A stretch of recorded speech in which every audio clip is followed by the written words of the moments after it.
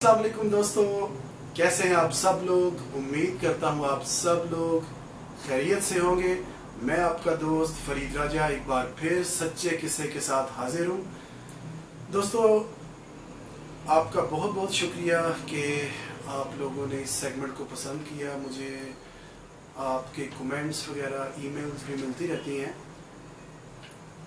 आज भी मैं आप लोगों के लिए एक बिल्कुल सच्चा किस्सा लेके आया हूँ। ये सच्चा किस्सा हमारी उन्हीं आंटी का है जिनका वाकया मैं पहले भी बयान कर चुका हूँ कि मुज़ाम के किसी स्कूल में उनकी ट्रांसफ़र हुई थी और वहाँ पे उनको एक पुरसरार लड़की वाला वाकया पेश आया था।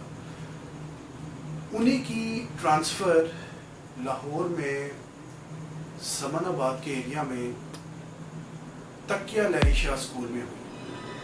काफ़ी साल तक वो वहाँ पे बतौर हेड मिस्ट्रेस खिदमत सर अंजाम देती रही। ये उन्हीं के स्कूल का वाक़या है और उन्हीं ने हमें सुनाया था, तो मैं आपको भी सुना देता हूँ। उनके स्कूल में दो चौकीदार थे। एक चौकीदार जो दिन में था उसका नाम शाहिद था, और एक रात में जो वहाँ पे रहते थे वो बाबा जी थे, उन्हें बाबा जी कहते थे। स्कूल की जो बिल्डिंग थी वो काफ़ी पुरानी बिल्डिंग थी। अब तो वहाँ पे न्यू ब्लॉक्स बन गए हैं और स्कूल की दोबारा से कंस्ट्रक्शन हुई है। ये आज से तकरीबन 20 या 22 साल पुराना वाक़या है। और उस वक्त इस तरह से था कि स्कूल की एक ग्राउंड थी और ग्राउंड के साथ ही एक राहदारी थी और उसके दोनों इतराफ में क्लासरूम्स हुआ करते थे। और राहदारी जब आप क्रॉस करते थे तो राइट साइड पे सीढ़ियाँ थी जो कि ऊपर सेकंड फ्लोर पे बने क्लासरूम्स पे जाती थी, और उसके लेफ्ट साइड पे यानी सीढ़ियों के सामने एक वॉशरूम था। और स्कूल काफ़ी पुरानी बिल्डिंग थी और बहुत सी बातें मनसूख थी स्कूल के बारे में, और स्पेशली वॉशरूम और जो अपर एरिया था यानी ऊपर वाला फ्लोर।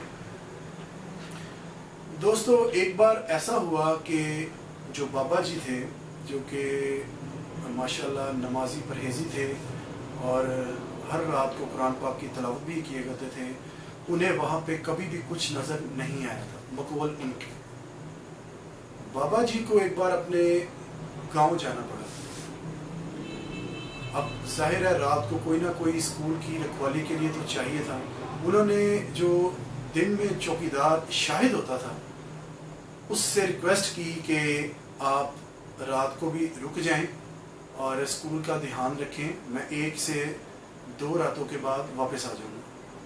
शाहिद इस बात पे रजामंद हो गया और जब रात के वक्त शाहिद स्कूल में आया अपना कुछ सामान लेके, तो उसने अपनी जो चारपाई थी वो राहदारी जहाँ पे ख़त्म हो रही थी वहाँ पे बिछा दी ताकि मुझे कुछ हवा भी आती रहे। गर्मियों के दिन थे और एक उसने पेडेस्टर फैन लगा लिया। दोस्तों, अभी बामुश्किल शाहिद को सोए हुए 2 से 3 घंटे हुए होंगे कि अचानक शाहिद की आंख खुद ब खुद खुल गई। शाहिद की चारपाई कुछ इस तरह से थी कि शाहिद का जो फेस था वो बिल्कुल सामने था राहदारी की तरफ, यानी आप उसकी लेफ्ट साइड कह सकते हैं। यानी इस तरह से अगर आप सुने तो आपका जो फेस है वो सीढ़ी और राहदारी की तरफ। दोस्तों, जो मंजर उसने देखा बहुत ही खौफनाक था। शाहिद का कहना है कि उसे अचानक से दूर से यानी सीढ़ियाँ, शाहिद का और सीढ़ियों का डिस्टेंस जो फासला है ज़्यादा से ज़्यादा 4 से 5 क्लासरूम्स का हो। शाहिद का कहना था अचानक से मुझे घुंघरुओं की छन छन की आवाज़ें आई जो थोड़ी दूर से थी। शाहिद का ये कहना है कि मेरे जिस्म पे उस वक्त सख्ता तारी हो गया اس طرح سے لگا کہ میرے جسم کا سارا خون کسی نے نچوڑ لیا اور جسم اس طرح سے ہو گیا جیسے فالج ہو گیا، بالکل ہلنے کے قابل نہ رہا، جیسے انسان بس یہی سوچتا ہے کہ میں جو بھی دیکھ رہا ہوں مجھے نہیں پتا کہ یہ حقیقت ہے یا خواب ہے۔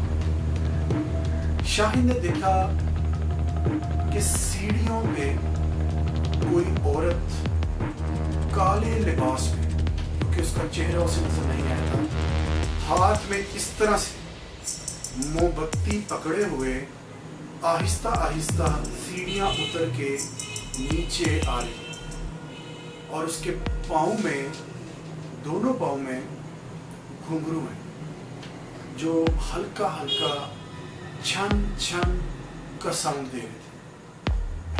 شاہد اس وقت سٹل تھا، اس میں کچھ بھی کرنے کی ہمت نہیں تھی۔ اس نے کہا کہ میں نے اٹھ کے بھاگنے کی کوشش کی لیکن میرا جسم میرا ساتھ نہیں دے رہا تھا۔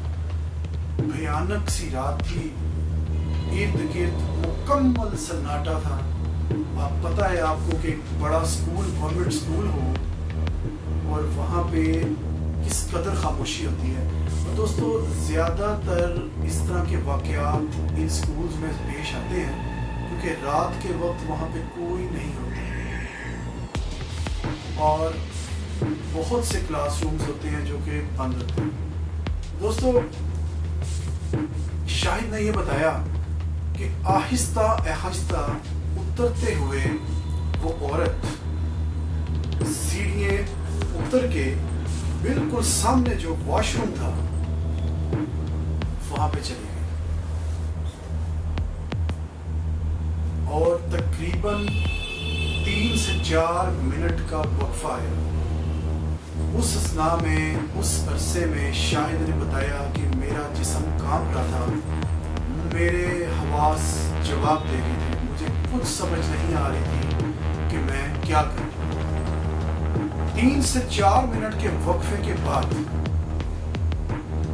اسی طرح گھنگروؤں کے چھن چھن چھن کی آوازیں دوبارہ سے۔ شاہد سمجھ گیا کہ کوئی واش روم سے پھر آ رہا ہے اور اس نے اپنی زندگی کے لیے دعائیں مانگنی شروع کر دی کہ کہیں ایسا نہ ہو کہ وہ سیدھا میری طرف ہی آنا شروع کر، کیونکہ شاہد میں طاقت نہیں تھی کہ وہ وہاں سے بھاگ سکتا۔ شاہد ایک 40 سے 45 سال کا نوجوان تھا اس وقت۔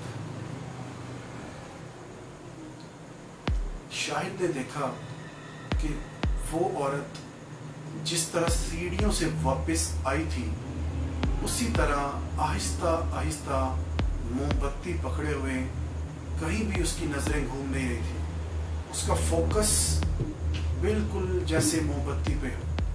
آہستہ آہستہ وہ چھن چھن کی آواز پیدا کرتے کرتے سیڑھیاں چڑھنے لگی اور تقریباً کچھ ہی سیکنڈز بعد شاہد کی نظروں سے اوجھل ہو گئی۔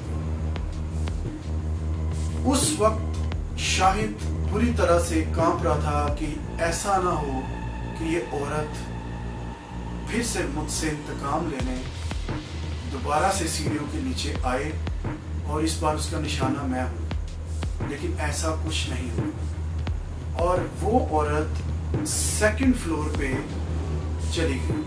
اور اس اسکول میں 2nd فلور کے بارے میں بھی مشہور تھا کہ وہاں بہت سے کلاس رومز ہیں جہاں کوئی نہیں جاتا، یعنی وہ پرماننٹلی بند ہے، اسی شبہ میں کہ شاید یہاں پہ کوئی ایسی چیز بسیرا کرتی ہے جو کہ نقصان پہنچا سکتی ہے۔ لمیٹڈ سی کلاسیں وہاں پہ ہوا کرتی تھی، باقی جو کلاسیں تھی وہ نیچے ہوا کرتی تھی، گرلز اسکول تھا۔ دوستو جیسے ہی شاہد کے اوسان بحال ہوئے، اس سے لگا کہ اب اس کے جسم نے اس کا ساتھ دینا شروع کر دیا ہے، اس کا دماغ بھی اس کا ساتھ دے رہا ہے، اب وہ کچھ بھی کر سکتے ہیں، یعنی اس کے کنٹرول میں ہے۔ اس نے سب سے پہلے اپنا جوتا پہنا اور وہاں سے دوڑ لگا دی، آؤ دیکھا نہ تاؤ، سیدھا دوڑ لگائی اور گراؤنڈ کو کراس کرتے ہوئے گیٹ کھولا اور وہاں سے بھاگ گیا۔ دوستو